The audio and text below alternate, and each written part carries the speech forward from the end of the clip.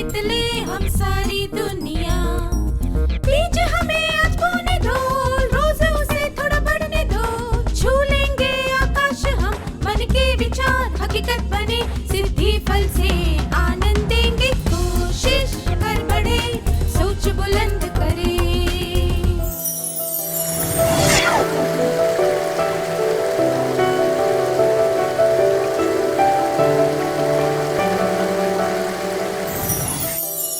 नमस्ते छात्रों, आप सबको देखकर खुशी हुई। क्या हम आज की शुरुआत एक कविता से करें? ग्रामश्री। फैली खेतों में दूर तलक मखमल की कोमल हरियाली, लिपटी जिससे रवि की किरणें चांदी की सी उजली जाली। तिनकों के हरे हरे तन पर हिल हरित रुधिर है रहा झलक। श्यामल भूतल पर झुका हुआ नभ का चीर निर्मल नील फलक। रोमांचित सी लगती वसुधा आई जो गेहूं में बाली। अरहर सनई की सोने की किंकणियां हैं शोभाशाली। उड़ती भीनी तैलाक्त गंध, फूली सरसों पीली पीली। लो हरित धरा से झांक रही नीलम की कली तीसी नीली। रंग रंग के फूलों में रिलमिल हंस रही सखियां मटर खड़ी। मखमली पेटियों सी लटकी छीमियां छिपाए बीज लड़ी। फिरती है रंग रंग की तितली, रंग रंग के फूलों पर सुंदर। फूले फिरते हो फूल स्वयं, उड़ उड़ वृंतों से वृंतों पर। इस कविता के रचयिता हैं सुमित्रा नंदन पंत। क्या आपको ये कविता अच्छी लगी? क्या आपको कविता के साथ दिखाए गए दृश्य पसंद आए? जब आपने कविता पढ़ी और दृश्य देखे तो आपको कैसा लगा? क्या आप अपनी भावनाओं के बारे में बता सकते हैं?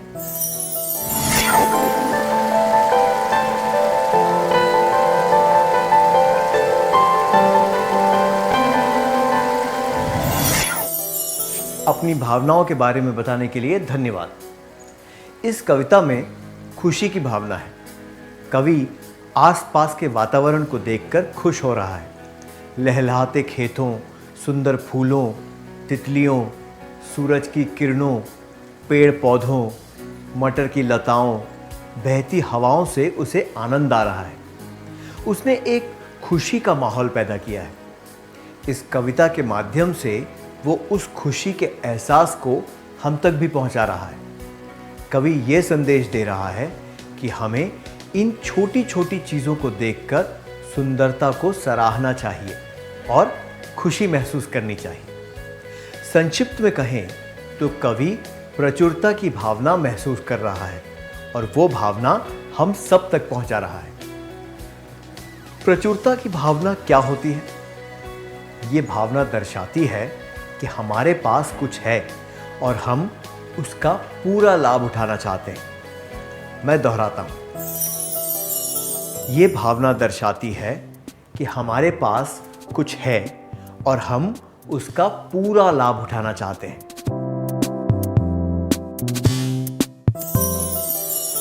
जरूरी नहीं है कि हमारे पास जो है वो पैसा या कोई कीमती वस्तु हो। प्रेम, मित्रता, अच्छे विचार, ज्ञान, सेहत, खुशी इत्यादि से भी हम इसे महसूस कर सकते हैं। इस चित्र को देखिए। मैंने ये चित्र अमर और केविन को दिखाया। मैंने उनसे कहा कि इस चित्र का वर्णन करते हुए कुछ शब्द लिखें। अमर ने लिखा, किसी ने ब्रश से कागज पर लकीरें बनाई हैं। केविन ने लिखा, मार्बल के फर्श पर काली चींटियां एक कतार में चल रही हैं। इन दोनों के दृष्टिकोण में क्या फर्क है?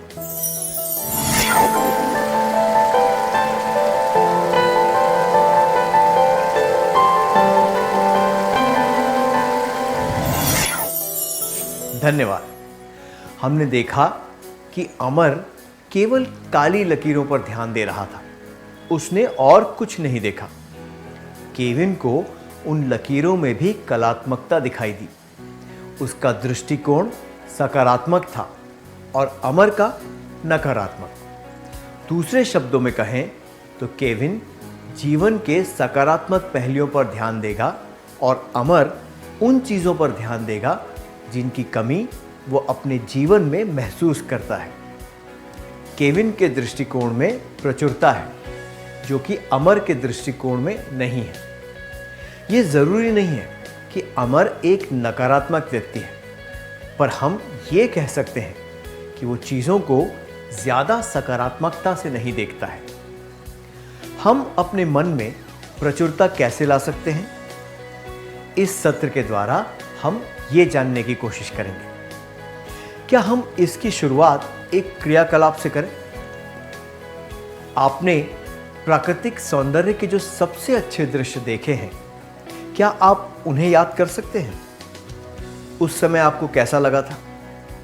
उदाहरण के लिए पूर्णिमा की रात, ट्रेन या बस से दिखने वाले हरे भरे लहलहाते खेत इत्यादि। कृपया वो दृश्य और उस भावना का वर्णन पूरी कक्षा के सामने करें।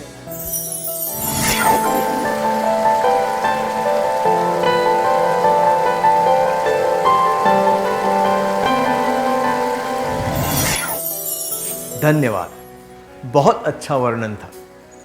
प्रचुरता की भावना महसूस करने का सबसे अच्छा तरीका है प्रकृति के सौंदर्य की सराहना करना। सुबह सुबह चिड़ियों की चहचहाहट, बारिश की बूंदों की आवाज़, गीली मिट्टी की खुशबू, किसी फूल की खुशबू और उसके सुंदर रंग, तेज़ हवा में पत्तियों की सरसराहट, ऐसी अनगिनत चीज़ों को सराहा जा सकता है। प्रकृति का सौंदर्य अनंत है। जब भी हम ठहर कर उसको सराहते हैं तो हमें प्रचुरता का एहसास होता है। प्रचुरता की इस भावना को महसूस करने के लिए हमें कोई खर्चा भी नहीं करना पड़ता। आइए अब हम थोड़ा विराम लेकर उन लोगों के बारे में सोचें जो इन चीज़ों को देख और सुन नहीं सकते। हम कितने सौभाग्यशाली हैं ना। हमें किसी चीज़ की कमी है, इस भावना को दूर करने का ये एक तरीका है। तो हम कह सकते हैं कि प्राकृतिक सौंदर्य से हम प्रचुरता महसूस कर सकते हैं। मैं दोहराता हूं, प्राकृतिक सौंदर्य से हम प्रचुरता महसूस कर सकते हैं। मुझे यकीन है कि आप सबके बहुत सारे दोस्त होंगे। जब आप दोस्तों के साथ बाहर जाते हैं तो आपको कैसा लगता है? उनके साथ खेलकर या कोई चर्चा कर कर कैसा लगता है? क्या आप कोई ऐसी बात याद करके बता सकते हैं जब आपने दोस्तों का महत्व समझा था? क्या आप उसके बारे में हम सबको बता सकते हैं?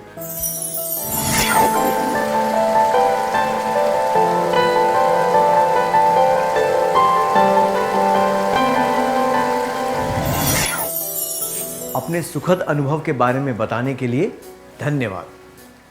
हमने देखा कि अच्छे दोस्त हमारे लिए एक वरदान की तरह होते हैं। आमतौर पर जीवन में सकारात्मक रिश्ते होना सुखदायक होता है। किसी भी व्यक्ति जैसे कि भाई, बहन, माता, पिता, चाचा, मौसी, दादा, नानी इत्यादि के साथ करीबी रिश्ता हमारे जीवन में बहुत महत्व रखता है। सुख दुख में ये लोग हमारे साथ हैं। ये भावना प्रचुरता की भावना है। सच्ची दोस्ती से हम प्रचुरता की भावना महसूस कर सकते हैं। मैं दोहराता हूं,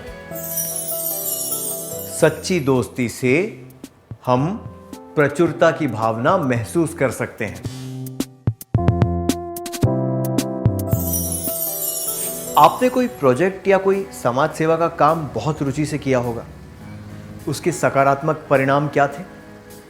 जब आपने वो काम अच्छी तरह किया और जब आपको सराहा गया तब आपको कैसा लगा? क्या आप उस अनुभव को याद करके हमें बता सकते हैं?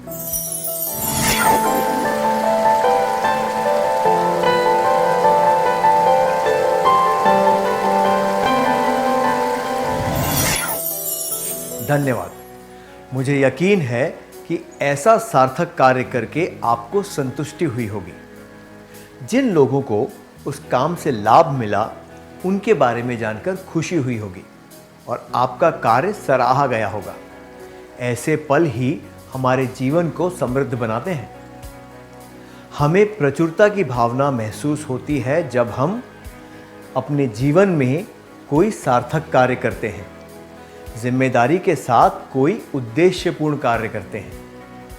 मैं दोहराता हूं, हमें प्रचुरता की भावना महसूस होती है जब हम अपने जीवन में कोई सार्थक कार्य करते हैं, जिम्मेदारी के साथ कोई उद्देश्यपूर्ण कार्य करते हैं।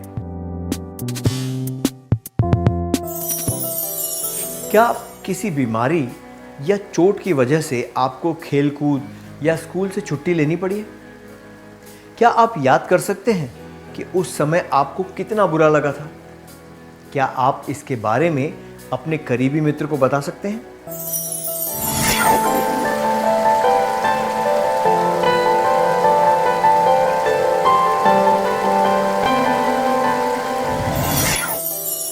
ऐसे दुखद अनुभव के बारे में बताने के लिए धन्यवाद।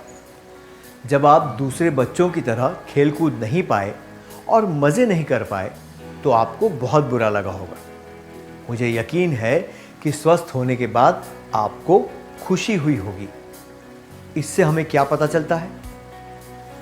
सही कहा, हम कभी ये नहीं सोचते कि अच्छी सेहत और सामान्य जीवन जीना भी एक वरदान है।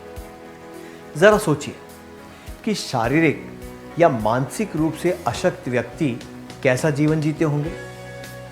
सामान्य और स्वस्थ व्यक्ति कितने भाग्यशाली होते हैं ना। सामान्य जीवन और स्वस्थ शरीर से हमें प्रचुरता महसूस होती है। मैं दोहराता हूं, सामान्य जीवन और स्वस्थ शरीर से हमें प्रचुरता महसूस होती है। आपका मनपसंद भोजन क्या है और आप उसे कब कब खा पाते हैं? क्या आप बता सकते हैं कि उसे खाने में आपको कितना मजा आता है?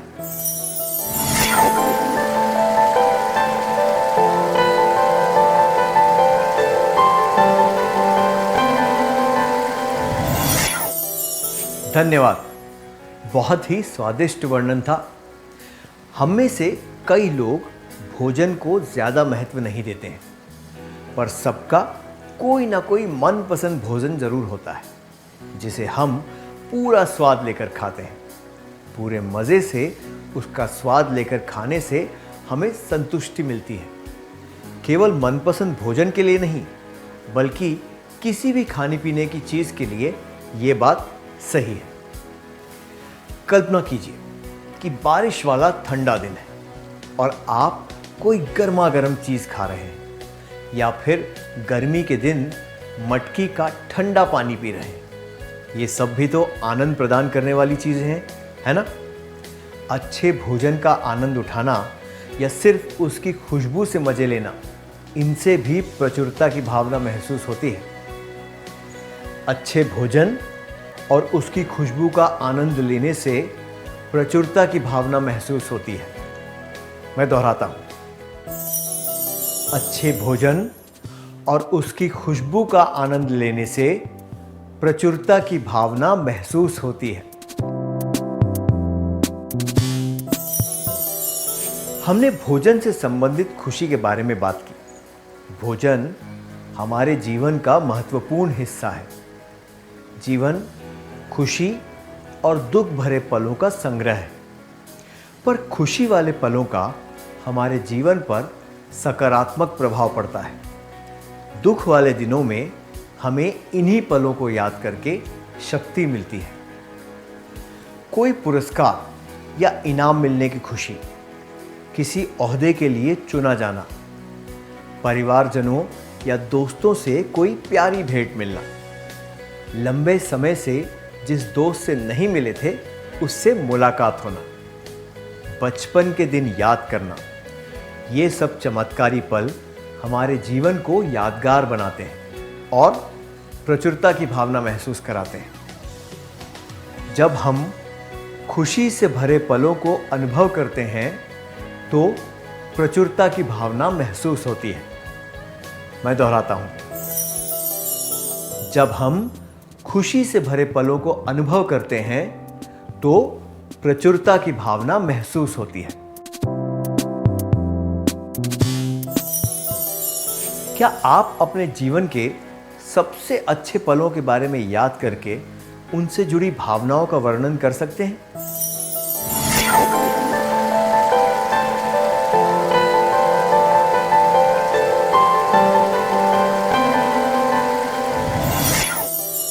अपनी भावनाएं बताने के लिए धन्यवाद। किसी प्रकार या गोलाकार वस्तु का प्रयोग किए बिना कलावती एक वृत्त बनाने की कोशिश कर रही है। वो एक हाथ से कागज को पकड़कर बार बार कोशिश कर रही है। तभी उसे यह विचार आता है कि पेंसिल को एक जगह पर रखकर कागज को गोल गोल घुमा सकती है। अंगूठे को कागज के बीच में रखकर उसने तर्जनी उंगली और बीच वाली उंगली से पेंसिल पकड़कर धीरे धीरे पेंसिल को कागज पर गोल घुमाते हुए एक वृत्त बनाया। आपको भी कोई काम करने में दिक्कतें हुई होंगी। आपने उसके बारे में बहुत सोचा होगा और अचानक आपको वो काम पूरा करने का तरीका सूझा होगा। क्या आप ऐसी घटना के बारे में याद करके सबको बता सकते हैं?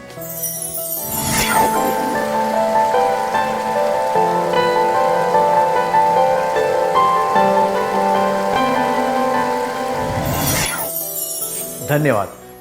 मुझे यकीन है कि आपको उस समय बहुत अच्छा लगा होगा।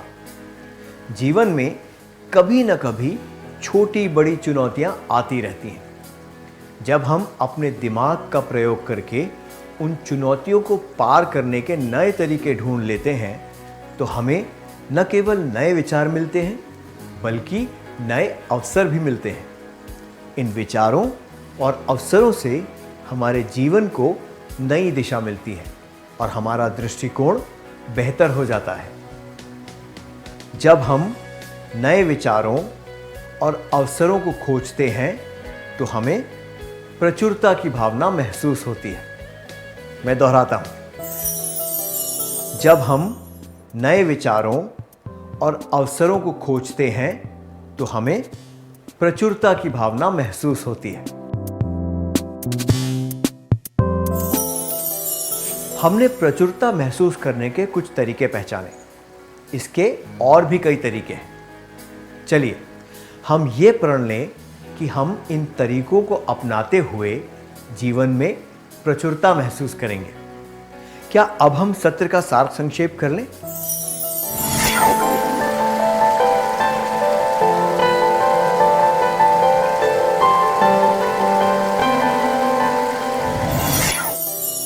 यह भावना दर्शाती है कि हमारे पास कुछ है और हम उसका पूरा लाभ उठाना चाहते हैं। हम प्रचुरता की भावना महसूस कर सकते हैं प्राकृतिक सौंदर्य से, सच्ची दोस्ती से, अपने जीवन में कोई सार्थक कार्य करने से, जिम्मेदारी के साथ कोई उद्देश्यपूर्ण कार्य करने से, सामान्य जीवन और स्वस्थ शरीर से, अच्छे भोजन और उसकी खुशबू का आनंद लेने से, खुशी से भरे पलों को अनुभव करने से, नए विचारों और अवसरों को खोजने से। इतनी अच्छी तरह सार संक्षेप करने के लिए धन्यवाद। क्या हम थोड़ा गृह कार्य लिख लें ताकि ये बातें हमें अच्छी तरह याद रहें?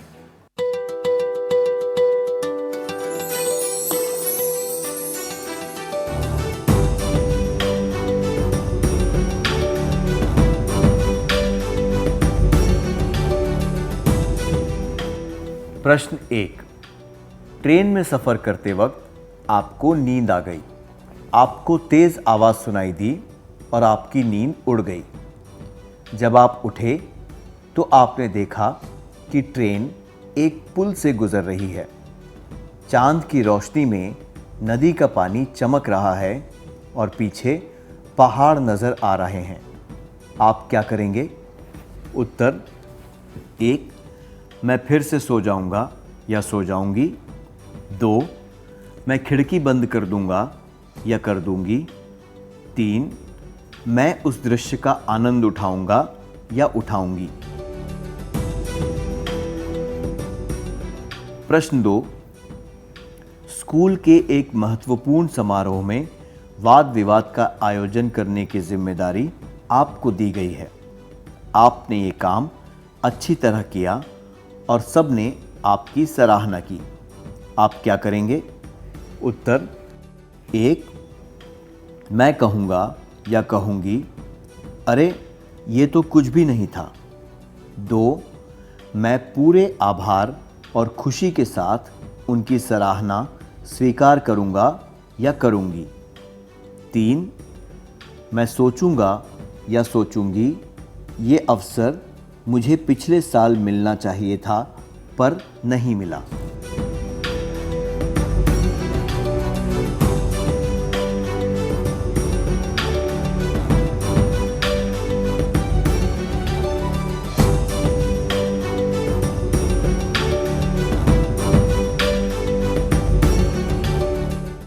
क्या आप अगले सत्र में आने से पहले ये कार्य पूरा करके लाएंगे? तब तक के लिए नमस्ते। हम फिर मिलेंगे।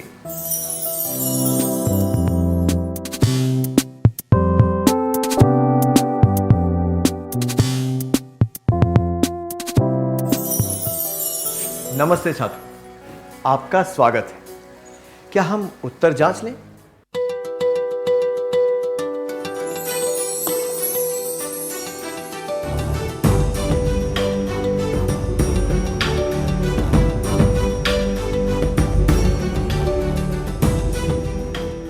प्रश्न 1. ट्रेन में सफ़र करते वक्त आपको नींद आ गई। आपको तेज़ आवाज़ सुनाई दी और आपकी नींद उड़ गई। जब आप उठे तो आपने देखा कि ट्रेन एक पुल से गुजर रही है। चांद की रोशनी में नदी का पानी चमक रहा है और पीछे पहाड़ नज़र आ रहे हैं। आप क्या करेंगे? प्रश्न 1 के लिए ये जवाब कि मैं फिर से सो जाऊंगा या सो जाऊंगी और ये जवाब कि मैं खिड़की बंद कर दूंगा या कर दूंगी अनुचित है, क्योंकि ये दर्शाते हैं कि आप प्रचुरता की भावना महसूस नहीं कर रहे हैं। प्रकृति के सौंदर्य को सराहने से प्रचुरता महसूस होती है, जबकि ये जवाब कि मैं उस दृश्य का आनंद उठाऊंगा या उठाऊंगी उचित है, क्योंकि प्रकृति के सौंदर्य का आनंद लेना प्रचुरता दर्शाता है। आपने कौन सा उत्तर चुना?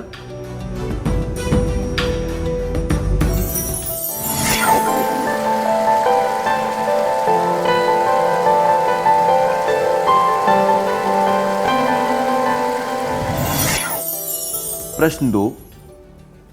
स्कूल के एक महत्वपूर्ण समारोह में वाद विवाद का आयोजन करने की जिम्मेदारी आपको दी गई है। आपने ये काम अच्छी तरह किया और सबने आपकी सराहना की। आप क्या करेंगे? प्रश्न 2 के लिए ये जवाब मैं कहूँगा या कहूँगी, अरे ये तो कुछ भी नहीं था। ये दर्शाता है कि आप अपनी खुशी को घमंड के द्वारा दर्शा रहे हैं। ये जवाब कि मैं सोचूंगा या सोचूंगी कि ये अवसर मुझे पिछले साल मिलना चाहिए था पर नहीं मिला दर्शाता है कि आप अपने जीवन की कमियों पर ध्यान दे रहे हैं।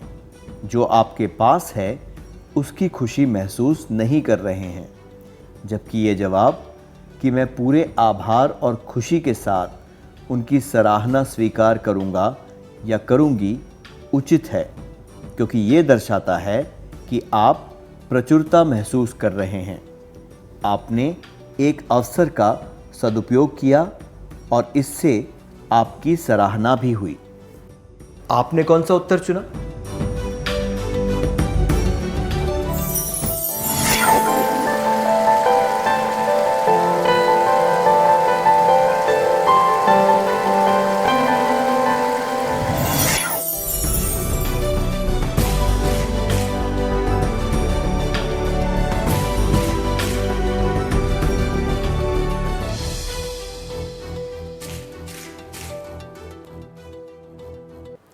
जिन्होंने सही उत्तर चुने थे उन्हें बधाई हो। क्या अब हम अगला सत्र शुरू करें?